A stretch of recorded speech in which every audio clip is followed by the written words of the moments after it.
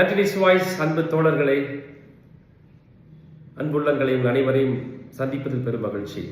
இந்த ஆண்டு தெரியுமா உங்களுக்கு, பிரான்சிஸ்கன் சபையினர் அனைவருக்கும், நம் அனைவருக்குமே ஒரு மகிழ்ச்சியான ஆண்டு.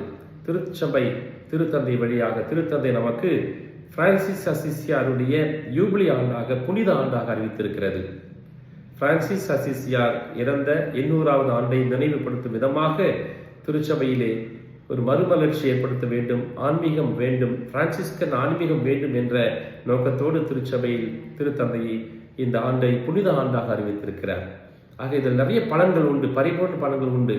பிரான்சிஸ்கன் துறவிகள் வாழ்கின்ற இல்லங்களுக்கு சென்று அங்கே இருக்கின்ற ஆலயத்தை சந்தித்து ஜெபித்தால் பரிபூர்ண பலன் உண்டு. ஆகவே இந்த ஆண்டை புனித ஆண்டாக கடந்த ஜனவரி 10 அடுத்த ஆண்டு ஜனவரி 10 வரையிலும் இந்த அனுபவம், இந்த வாய்ப்பை நம்ம கொடுத்திருக்கிறது. பயன்படுத்துவோம், வாருங்கள், பயணம் செய்வோம், ஆன்மீகத்தை புதுப்பிப்போம், மறுமலர்ச்சி அடைவோம். பிரான்சிஸ்கன் ஆன்மீகம் என்பது ஒரு ஆத்மீகமான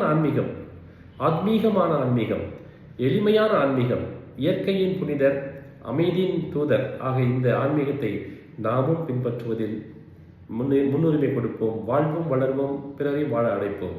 God bless you. இயேசுக்கே புகழ், இயேசுக்கே நன்றி. பிரான்சிஸ் அசிசியார் வாழ்க.